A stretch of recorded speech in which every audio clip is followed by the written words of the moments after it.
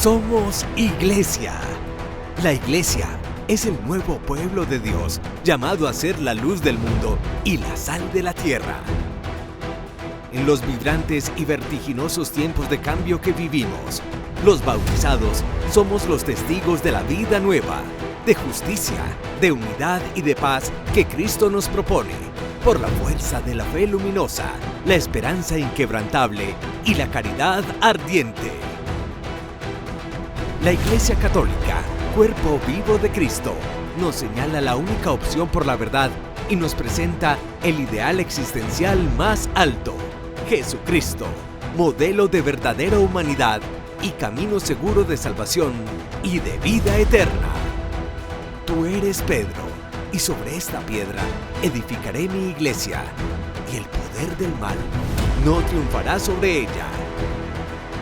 Somos Iglesia.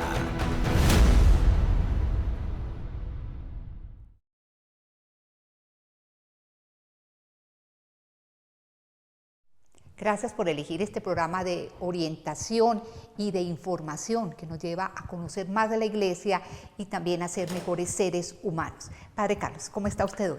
Muy bien, Miriam, una alegría poder compartir este set de Somos Iglesia. Mirábamos ahí el cabezote de entrada y es sentirnos orgullosamente católicos, saber que se cumple o se debe cumplir en nosotros ese mandato de Jesús, de ser sal que sazone la vida de la humanidad, de ser luz que ilumine tanta oscuridad y tantas sombras que hay, de ser levadura que fermente la masa, a través de opiniones, a través de análisis de las noticias que se generan sobre todo desde el Vaticano y con el Papa Francisco, tratar de mostrar que no es solamente la parroquia o la diócesis, sino que la Iglesia es un fenómeno mucho más universal y que el cuerpo vivo de Cristo vive más allá de los pueblos, más allá de las culturas y más allá de la historia. Padre, ¿usted cree que con este programa sí estamos logrando que las personas se interesen más por la gran familia católica en el mundo, por lo que somos, una familia? Yo creo que por lo menos hay una idea de que la iglesia era solamente la jerarquía, y aquí vemos muchas acciones del pueblo creyente, de gente sencilla,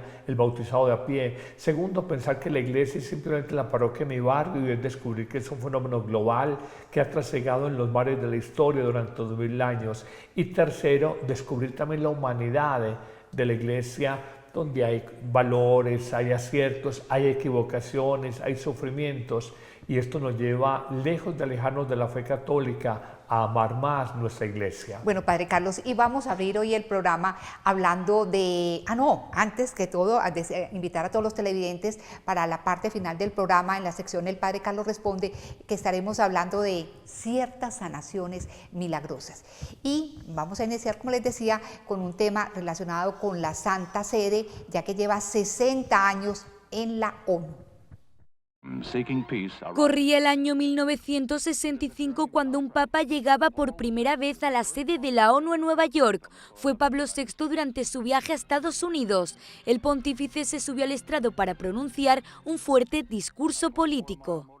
Le peuple se tourne vers les Nations Unies comme vers l'ultime espoir de la concorde et de la paix.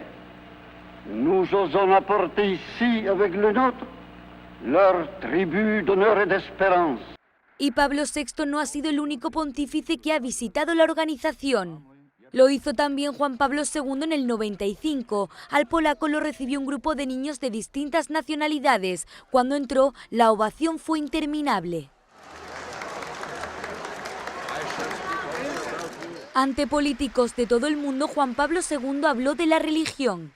The United Nations Organization accepts and respects the religious and moral dimension of those human problems that the Church attends.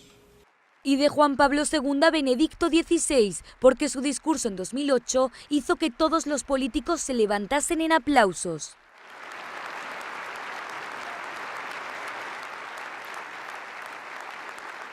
Sus palabras en las Naciones Unidas siguieron la misma línea que las de su predecesor. It should never be necessary to deny God in order to enjoy one's rights.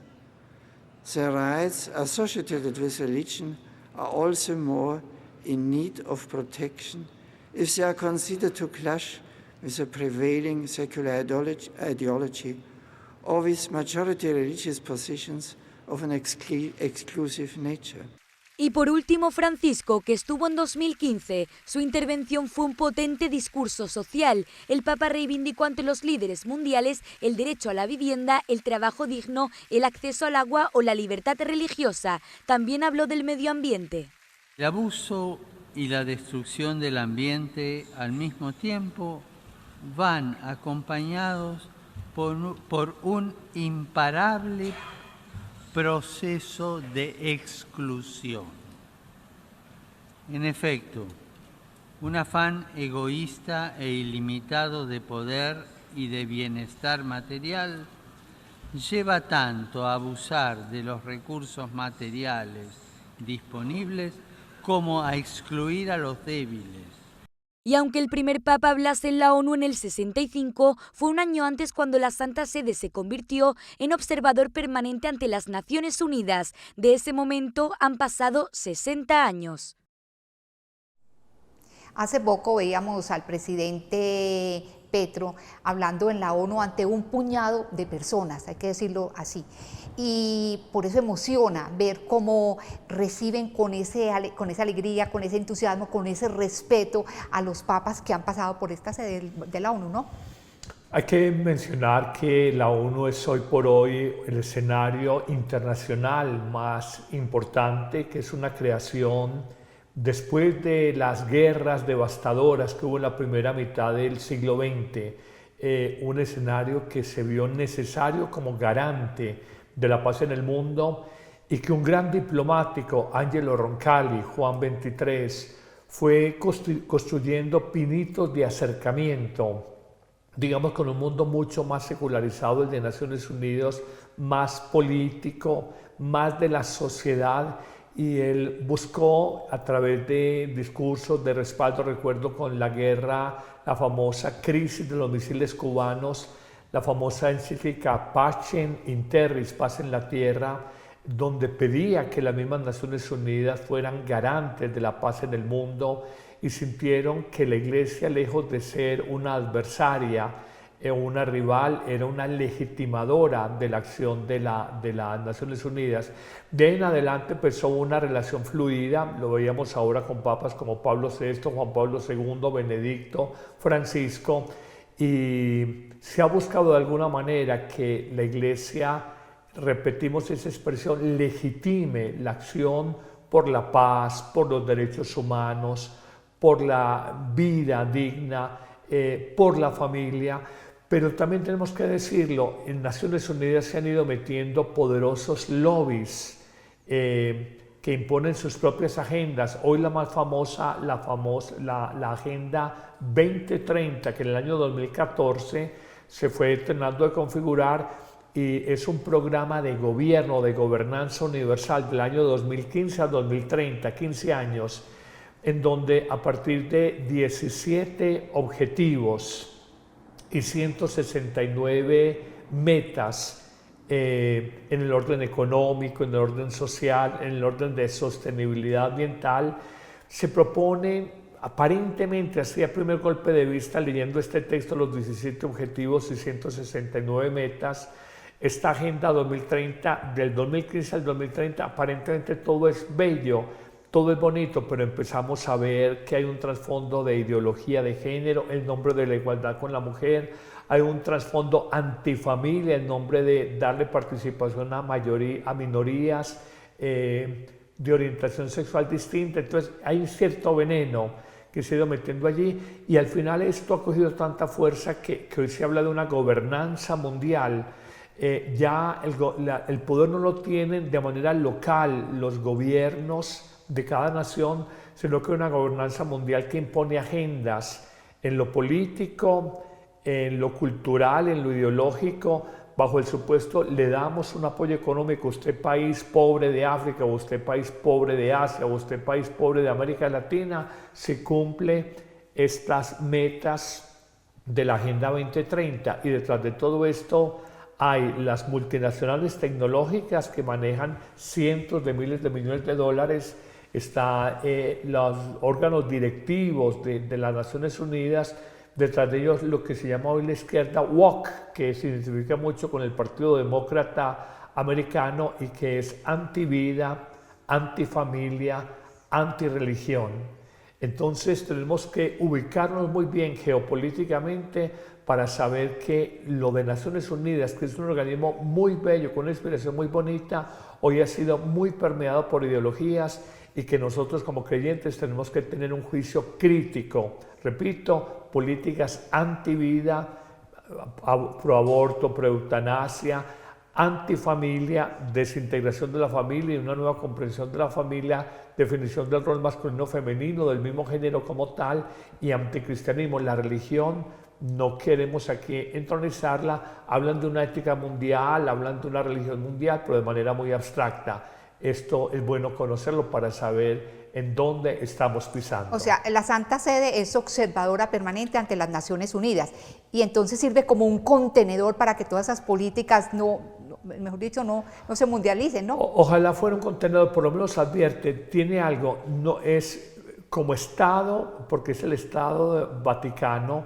es miembro de las Naciones Unidas, pero atención, no es un miembro cualquiera, es un observador sin derecho a voto, porque en el fondo ha querido guardar su independencia y quiere simplemente aportar, iluminar, dar su mirada desde lo espiritual o religioso. Ya lo decía Juan Pablo II y Benedicto XVI, no podemos castrar la libertad religiosa ni podemos, la dimensión moral de los actos humanos.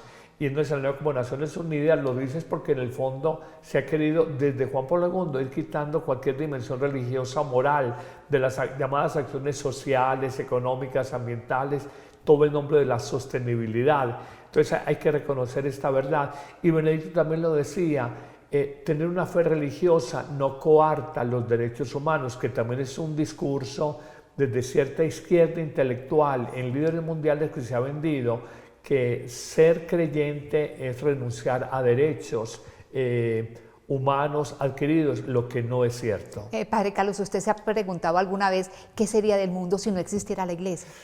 Una muy buena pregunta para la cual no es fácil una respuesta, pero creo que con todos los errores que a veces le endilgan a la Iglesia, que magnifican, con todo lo bueno, que nunca es titular de prensa, el servicio social, con niños, con ancianos, con madres cabeza de familia, con enfermos de SIDA en su momento en África, con todos los procesos de reconciliación y de paz en muchas sociedades del mundo fracturadas, con su formación en valores a favor de la vida, la solidaridad. Creo que el mundo sería un desierto.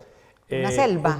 Una selva humana también, es una imagen que podemos utilizar, desierto polar de una selva porque es la ley del más fuerte, y creo que hoy más que nunca se necesita esa voz profética de la Iglesia buscando humanizar el mundo, que sin la Iglesia el mundo y sin el Evangelio el mundo parece que no tuviera alma. Así es, Padre Carlos. Bueno, continuando con el programa, Seúl se prepara para celebrar la Jornada Mundial de la Juventud en el 2027. Y la próxima Jornada Mundial de la Juventud tendrá lugar en Asia. Será en Corea del Sur, en Seúl. La JMJ de Corea del Sur, que se celebrará en Seúl, ya tiene lema, es del Evangelio de Juan, tengan valor, yo ya he vencido al mundo.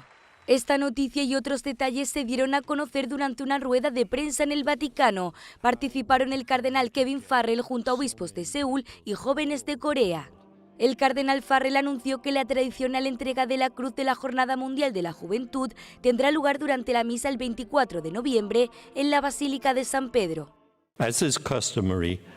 Como es costumbre, después de cada Jornada Mundial de la Juventud Internacional, los jóvenes de Lisboa entregarán los símbolos de la cruz a los jóvenes de Seúl o de Corea. La cruz de los jóvenes y el icono de María Salus Populi Romani marcan el inicio de la peregrinación espiritual de la Iglesia coreana para la Jornada Mundial de la Juventud. Un obispo auxiliar de Seúl esbozó las formas en que la Iglesia coreana ya está difundiendo la espiritualidad de la JMJ, acogiendo misas y festivales juveniles y lanzando una campaña dedicada a ofrecer 1.000 millones de rosarios. El obispo también explicó el nuevo logotipo, en el que los colores rojo y azul simbolizan la victoria de Cristo. Y una líder juvenil coreana habló de cómo la pandemia del coronavirus hizo que muchos jóvenes se alejaran de la fe. Ahora que podemos reunirnos una vez más, nos enfrentamos al reto de un rebaño disperso que lucha por transmitir la experiencia de la fe. Sin embargo, estoy segura de que la JMJ de Seúl ofrecerá una oportunidad crucial para reavivar las llamas de la fe, no solo en Corea, sino también en todo el mundo. Alrededor del 11% de la población de Corea es católica. Es la primera vez que la Jornada Mundial de la Juventud se celebrará en Asia desde 1995, cuando el Papa Juan Pablo II presidió el evento en Filipinas. Bueno, el caso es que hay que orar mucho para que sí se pueda realizar esta Jornada Mundial de la Juventud allá en Corea del Sur, pues está amenazada por su vecino Corea del Norte con un ataque nuclear. Esto ha sido inveterado y sabemos de que Kim Jong-un no es un buen vecino. No, peligrosísimo. Pero confiemos en que no va a pasar nada de eso. Y me parece, al margen de esta situación que eventualmente es posible, Corea es un país interesantísimo, de un desarrollo tecnológico único, uno de estos gigantes que se han venido de menos a más en desarrollo económico y compite al mismo tiempo todo el desarrollo económico y material con el desarrollo humano y de la fe, y nos permite mirar a Asia como un continente de mucha esperanza junto con África para la fe cristiana. ¿Y usted qué opina de que se celebre la Jornada Mundial allá tan lejos, en Asia? Mira, yo sé que en esto siempre hay escépticos porque dicen el cristianismo ya es minoritario, pero recuerdo una jornada que seguí muy de cerca, la JMJ en París, 1997, hace ya casi 3 décadas, 27 años, y recuerdo que muchos escépticos decían Francia, la Francia laica, la Francia secular, la Francia post-revolución y los postulados de libertad, igualdad y fraternidad, no va a ir nadie. Y empiezan a llegar jóvenes de España, de Italia, de Polonia, de Alemania, de América Latina, de África, y empiezan los franceses, la juventud francesa, a preguntar si usted viene acá, digo, porque creemos en Cristo, y empieza un contagio. Y más allá de estos plañideras o profetas de catástrofes que decían, Juan Pablo algunos días es un anciano, en el año 97 ya no va a ser el oso allá con los jóvenes no comen cuento, ya es una juventud liberal de la religión, fue todo lo contrario. Algunos hablan hasta de 1,5 millones de jóvenes allá en la JMJ en París en 1997, y de una explosión de entusiasmo, de fervor, de alegría, de gozo. En esta JMJ, yo pienso que en Seúl, aunque aparentemente es un país pues, de una tradición más de religiones espirituales místicas de Oriente, esto va a tener un enfervorizamiento. Tienen ahí un vecino relativamente cerca, Filipinas, tienen algunos otros países asiáticos donde la fe va creciendo, Vietnam, la misma Tailandia. Entonces, más allá de Asia, cuando muchos vayan allá, porque es un país bellísimo, por lo que uno alcanzaba en las series de televisión, y que a mí me encantaría conocer Corea, creo que va a ser una efervescencia de la fe y un contagiar la fe, viendo que es un fenómeno universal y que Cristo siempre es joven, si lo sabemos interpretar y lo sabemos vivir adecuadamente. Bueno, la Jornada Mundial de la Juventud es un evento de la alegría y se va a realizar en un país donde apenas tiene 6 millones de católicos, pero esos católicos viven la fe con un entusiasmo enorme. Así que todavía, como van muchos colombianos, muchos antioqueños que tienen tiempito para ahorrar, padre, porque debe ser carito ir hasta Asia, ¿no? Seguramente habrán planes turísticos, paquetes turísticos muy favorables, habrá muchas casas de acogidas, que es lo que siempre hay. No será propiamente hoteles 5 estrellas, pero es parte de la aventura y parte del fuego de la juventud, ir a lo inesperado. Y lo vimos en Río de Janeiro, en las famosas playas allá de Río, lo vimos en París, lo vimos en Madrid, España. de manera que yo sé que va a ser una fiesta de alegría, una fiesta de efervescencia y despertar a la fe. Ahí es cuando uno dice quién fuera joven. Pero bueno, a propósito de la juventud, veamos cómo hay muchos jóvenes y muchas personas que esperan las vacaciones, pero no para tener unos días de locha, sino para servir a otros. Son muchas las personas que durante estos meses dedican sus vacaciones para hacer turismo, descansar o disfrutar con la familia y amigos. Otras, sin embargo, aprovechan para hacer voluntariado en los países menos desarrollados. Todo empezó a raíz de empezar a estudiar medicina, que pues yo creo que fue en primero de carrera, tuvimos un congreso y nos dieron una charla unos médicos militares que nos estuvieran hablando pues, de misiones sanitarias que hacía pues, en países tercermundistas. Desde tratar con niñas abusadas sexualmente en Bolivia hasta ayudar a ancianos que quedaron afectados psicológicamente por la Segunda Guerra Mundial en Cracovia. Estos han sido algunos de sus destinos. El de este verano, Filipinas. Cuando llegamos allí surgió la posibilidad de que todas las personas que estábamos relacionadas con el sector sanitario, médicos, enfermeros, odontólogos, fuésemos a ayudar en un centro de médicos de una fundación y bueno, allí fuimos y cuando llegamos no había nada. La realidad que imaginaban no era la que finalmente encontraron. Esto les llevó a no solo limitarse al campo de la medicina. Había muchos niños que vivían en la calle, que no tienen familia. Y bueno, pues estar con ellos y hacerles compañía y que se sientan queridos, amados. Durante este tiempo han estado acompañados por un sacerdote, han podido evangelizar organizando adoraciones y celebrando la Eucaristía. Y yo al principio tenía mis dudas de, bueno, no sé si la gente va a venir, si saben lo que es, si van a aguantar una hora aquí rezando con nosotros. Y fue increíble porque la iglesia se llenó, o sea, no cabía un alma dentro. A lo mejor el 60% eran niños, pero niños de 5 o 6 años. Yo nunca había visto nada igual porque normalmente en una iglesia en España, cuando van los niños, aguantan 5 minutos y a los 5 minutos ya están enseguida correteando por la iglesia y no pasa nada, pero aquí no, o sea, aquí los niños estaban con sus 2 manos puestas, rezando con nosotros. Una experiencia, la de Filipinas, que humanamente le ha supuesto un reto, mucho por hacer pero pocos recursos. En unas semanas, su próximo destino será en el continente africano, Kenia. Una labor, la de hacer voluntariado durante tus vacaciones, que pudiera parecer poco atractiva, sin embargo, nada más lejos de la realidad.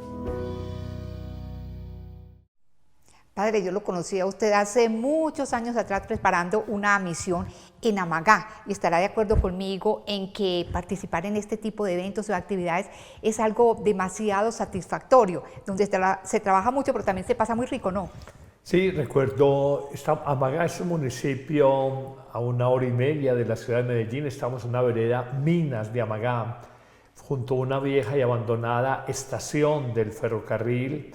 Estamos hablando de hace unos 37 años, estábamos demasiado jóvenes y fue una misión con los campesinos, las familias allá, y uno siente que en esto que llamamos las misiones se siente y se vive el evangelio puro y duro, un evangelio desnudo, porque uno ve en el amor de la gente, en la vida sencilla y simple de las personas, los campesinos, y en el servicio sin mucha estructura, donde el carisma aflora. Y allí, a mí esa misión, te lo digo, Miriam, donde estuvimos hace muchos años, me marcó definitivamente para entender la vida como servicio.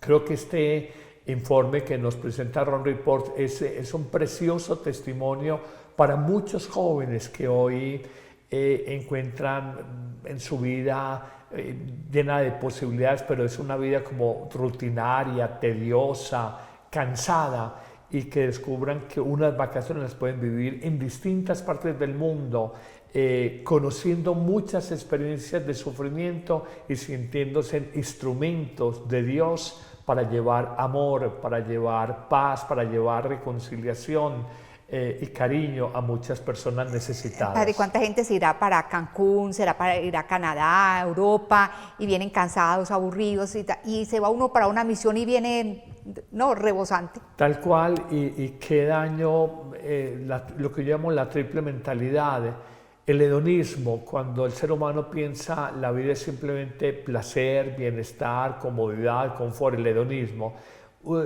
Le preguntas a ciertas categorías de jóvenes, ¿para qué viene al mundo? A pasar bueno, entonces el hedonismo.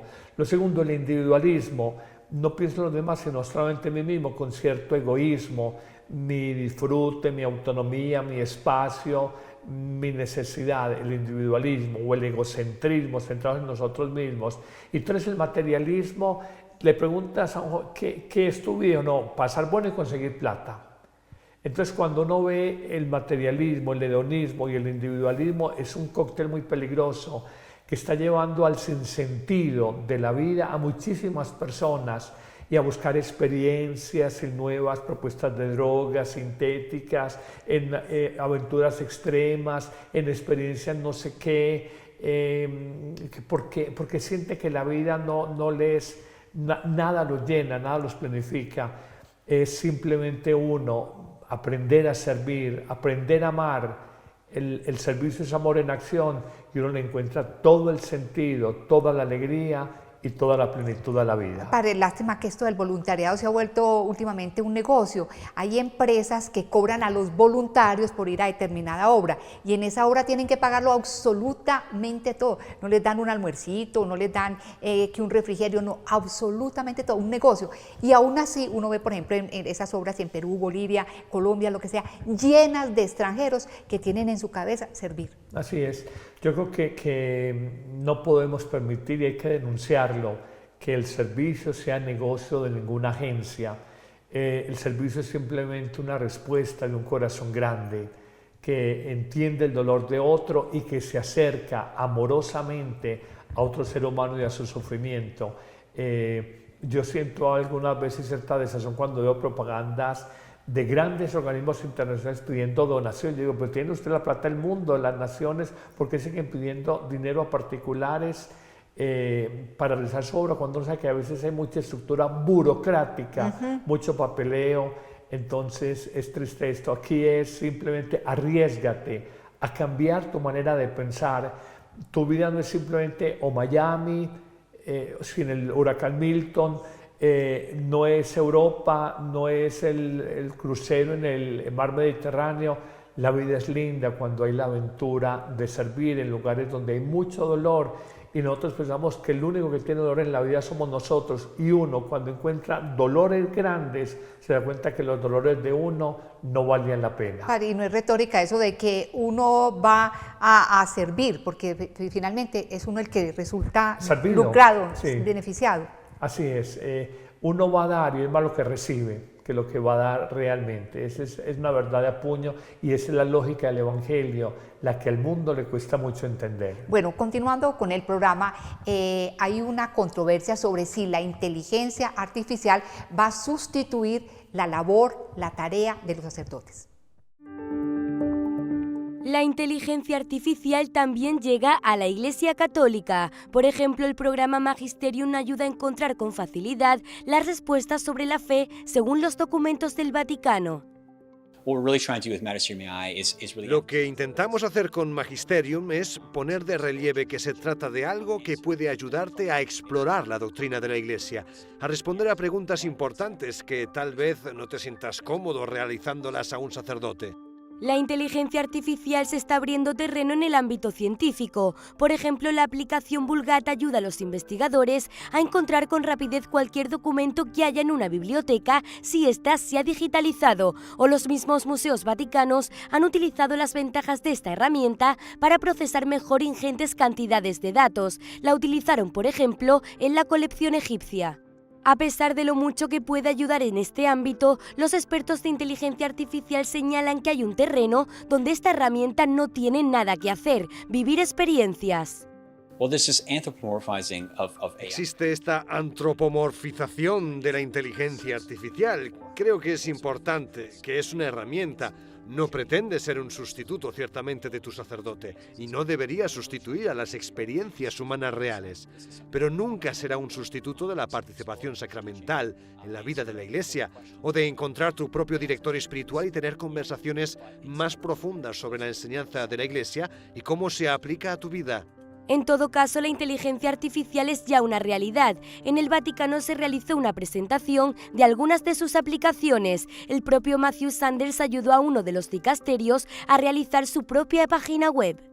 La inteligencia artificial no deja de avanzar. En 2022, este sector se valoró en más de 400.000 millones de dólares y se espera que aumente a más de 2 billones en 2032.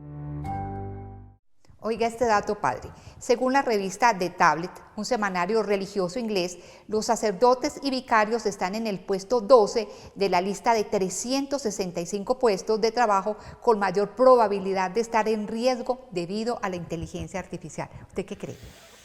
Que no deja de ser un titular de prensa, que yo pienso que cualquier tarea del espíritu nunca podrá ser reemplazado. No hay nada más natural, más original, más auténtico que la vida espiritual y no lo va a reemplazar ninguna forma artificial. El amor, el que es lo natural de un consagrado a su comunidad, eso no se puede reemplazar con inteligencia artificial. La bendición y digamos el dar la vida divina a través de los sacramentos no se podrá realizar a través de una máquina. Hay una sucesión apostólica y creemos en esto, en un sacerdote y en el sacramento del orden, una gracia de estado sacramental, de manera que para titular de periódico está bien, y de pronto porque alguien quien lo escriba quiera meter a la Iglesia en esta llamada cultura de la cancelación. Para mí no es importante, entonces yo lo coloco ahí, pero uno ve realmente trabajos técnicos, lo veo muy factible, pero la técnica combatida por la técnica, pero la vida del espíritu, la vida del amor, la vida de la profunda humanidad nunca va a ser reemplazada por la artificialidad de un conjunto de informaciones que inteligentemente se combinan para producir mayor conocimiento. Exactamente. Por ejemplo, una máquina no podría, por ejemplo, decidir qué es el bien, qué es el mal, tener compasión, tener esos sentimientos que tiene generalmente un sacerdote, ¿no? Y digamos, con base en una fórmula, un algoritmo, puede que establezca unos parámetros, pero aún no aprende en la moral. No hay norma moral, hay caso moral. La norma ilumina, pero siempre tienes que ir al caso moral y en eso la inteligencia podrá aportar, pero te reitero, mucha gente busca en el consagrado, en la consagrada, el amor y la compasión de Dios. El día que me digan que la máquina es capaz de compadecer más allá de fórmulas preestablecidas, de algo que no tiene siquiera vida, pues uno podría decir, se reemplazará a la Iglesia, pero esto no es factible porque es que es la vida de Dios a través de los sacramentos, es la vida divina a través de personas, es la vida de Dios a través de su palabra.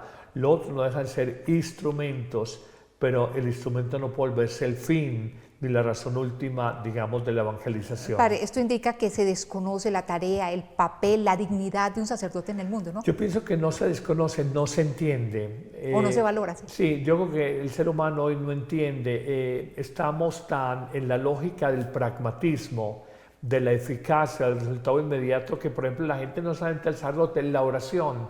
Hay gente que me dice, padre, si la oración me ayuda a ganarme la lotería, si la oración me ayuda a que me mejoren el sueldo, entonces oro. Es una pura mentalidad pragmática, utilitarista, conveniente, y eso lo queremos trasladar al mundo de las relaciones humanas, al mundo de la relación con Dios. Y yo creo que cometemos un desafuero. El ser humano no es solamente tecnocrático, el ser humano tiene una dimensión que lo hace más grande que cualquier criatura viviente y es su dimensión espiritual, el ser imagen y semejanza de Dios. Bueno, pasemos ahora al testimonio, concretamente el de un misionero javeriano, quien le ha tocado ver cómo en el África se le roba la inocencia a muchos niños para convertirlos en soldados. Sierra Leona sufre todavía las consecuencias de la epidemia del ébola de 2014, que acabó con la vida de casi 4.000 personas. También las de la guerra civil, que duró 11 años y dejó al país en una situación de pobreza extrema. Yo me acuerdo, sobre todo en tiempos de guerra, los temas más recurrentes en nuestras conversaciones, en nuestras homilías, en nuestros encuentros, era la paz, el perdón, la comprensión, la reconciliación, como temas fundamentales, porque era lo que podía ayudar un poco, ¿no?, a vivir esas situaciones de tanta violencia. Uno de los principales problemas que causó este conflicto fue la pérdida de la infancia de muchos niños menores, algunos de tan solo 5 años, que fueron reclutados por los rebeldes para ser explotados y a los que instruían para matar o usaban como escudos humanos. La guerra duró 10 años y lo de los niños soldados empezó al inicio, pues pasaban años y prácticamente muchos cuando salían solo habían oído hablar y sabían de lo que era la guerra, de lo que era la muerte, de lo que era la violencia. Otros valores habían quedado como un poco nubilados en la vida de estos pobres niños y niñas, porque también había niñas. Lo fundamental para los misioneros en Sierra Leona era sacar a estos niños de esa situación y ponerlos en un ambiente donde pudieran hacer una vida normal, acorde a su edad. Hacer una vida, sobre todo, y esto hacía mucho bien, donde ellos eran considerados, no como en el bush, que no eran considerados, eran como... Entonces, hace falta tiempo, algunos tardaban un año, pero muchos reaccionaban viendo que la vida podía ser diferente y que ellos podían ser diferentes también dentro de la sociedad. Sierra Leona, concretamente Makeni, se convirtió en un territorio en misión cuando llegaron los primeros misioneros javerianos en 1950. Su misión desde entonces, apoyados por obras misionales pontificias, se ha basado en ayudar a los demás con la puesta en marcha de escuelas, hospitales y muchas otras obras sociales. Padre, qué miserables, robarles la inocencia, la ingenuidad, destruir la vida de una persona de esa manera. Eso mismo está ocurriendo acá en Colombia, los niños que son sacados de sus hogares para convertirlos en guerrilleros. Tal cual, yo pensaba mientras veía este informe allá en Sierra Leona, de un evento que he compartido en algún momento también en este espacio, el secuestro hace 22 años con el gobernador de Antioquia. Y yo recuerdo que al principio del secuestro, donde estaba el gobernador, su comisionado de paz y quien les habla, a ellos los mataron, a mí por gracia de Dios me liberaron. Recuerdo que eran jóvenes, muchos menores de edad, con un fusil que parecía más grande que ellos, y cómo es el lavado cerebral, había canciones, recuerdo en tono de música colombiana muy pegajosa, música caliente que decimos, música vallenata. Decía: bravo guerrillero Simón, avanza con tu pañolón a la capital, los ricos morirán, los pobres tendrán pan y la revolución llegará, muestra tu bravura guerrillero Simón. O decía: al policía, hombre del pueblo y enemigo del pueblo, lo masacrarás. Y si llegan refuerzos, los aislarás.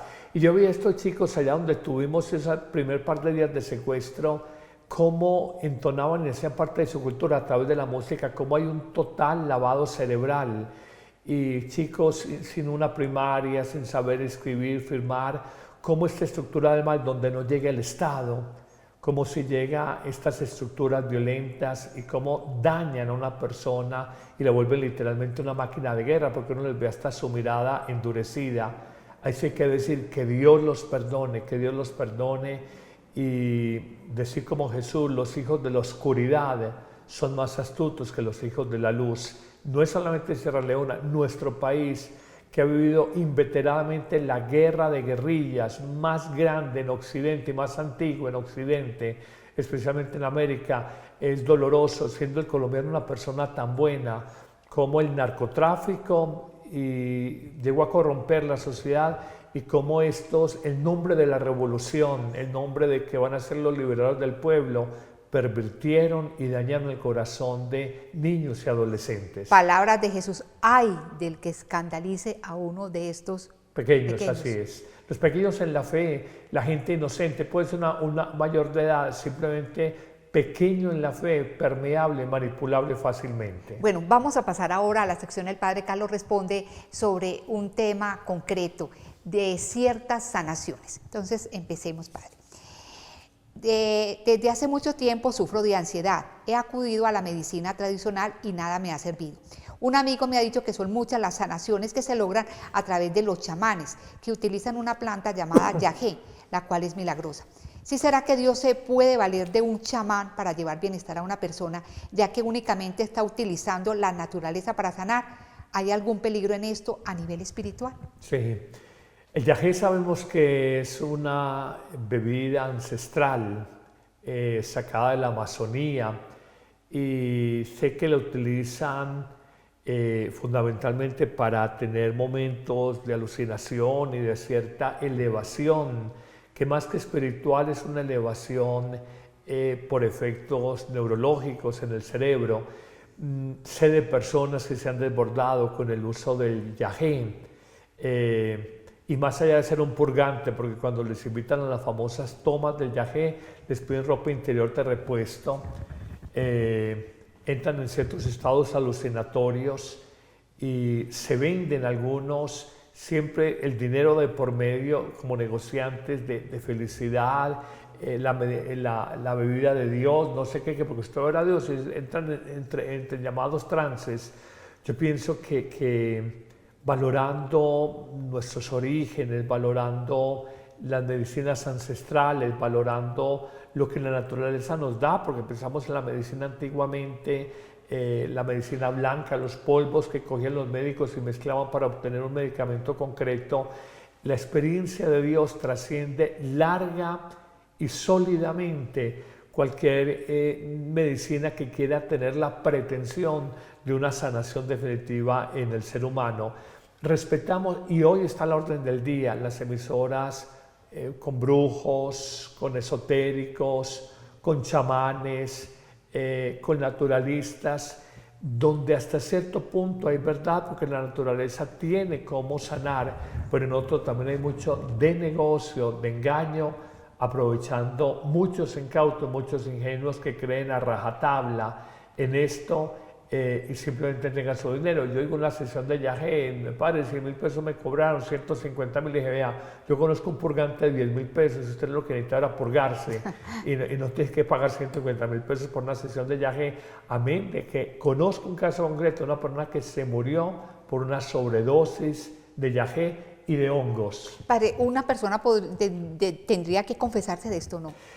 De haber ido a una chamana. A ver, yo pienso que hay un límite. Tú dices, bueno, la acupuntura, por decir algo, ciertas terapias que nos pueden ayudar a mejorar la salud, creo que está en el proyecto de Dios, pero cuando hay un móvil económico, cuando se pondera más de lo que realmente puede dar una medicina, por más que sea natural, y hoy estamos en la efervescencia, en la moda, en el boom, no de los medicamentos químicos, sino naturales, yo creo que sí hay mala fe, sí hay tema de no agradar a Dios con esto. Bueno, Padre, pasemos a la segunda pregunta.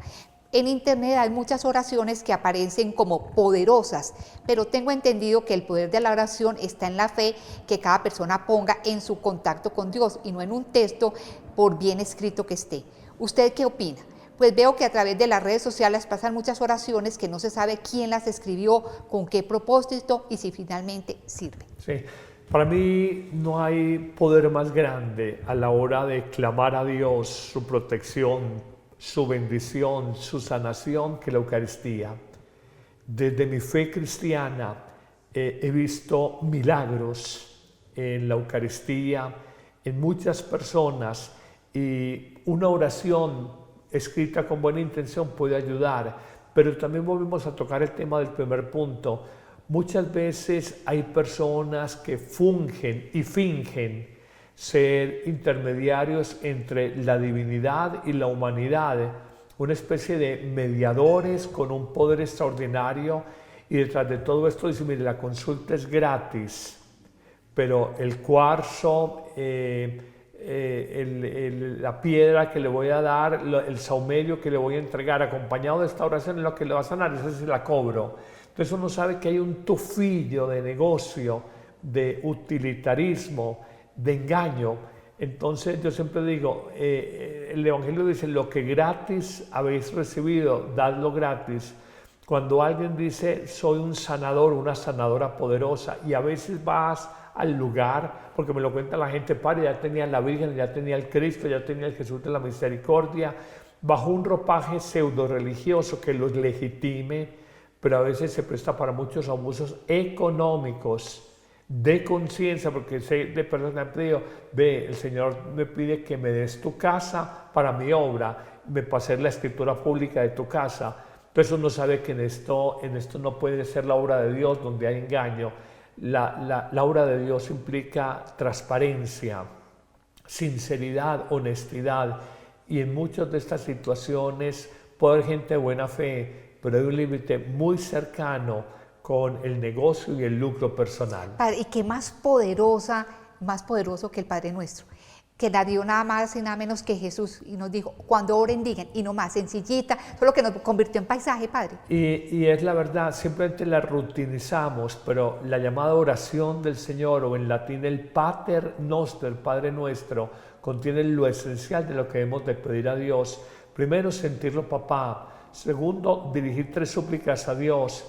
Santificado sea tu nombre, que venga tu reino de amor y de justicia, que se haga siempre tu voluntad. Y luego 4 peticiones, perdonar siempre como nosotros perdonamos, que no nos falte el pan de cada día, que no nos deje caer en la tentación y que nos libre de las maldades humanas. Esa es la síntesis de cualquier oración para un creyente. Así es. Bueno, y tercera pregunta, ¿qué tan cierto es que el maligno tiene el poder de sanar? Y si es así, ¿cómo reconocer una sanación obrada por Dios de una operada mediante el poder del mal? Le pregunto esto, pues me disloqué una mano y mi mamá me dice que vaya donde un señor que tiene el poder de sobar, y no sé si es religioso o no. Decir que el maligno tiene el poder de sanar, no. Eso me hace acordar del pasaje evangélico donde Jesús sana y dice lo hace con el poder de Beelzebú, el príncipe de los demonios, que es un poco el pecado contra el Espíritu Santo. Atribuirle un poder del mal, una fuerza buena, sanadora, es un engaño. La oración acompañada con ayuno es poderosa. Jesús, cuando los discípulos le interrogan, ¿por qué no hemos podido exorcizar, liberar a esta persona del mal? Dice, es que esta clase de demonios solo salen con oración y ayuno.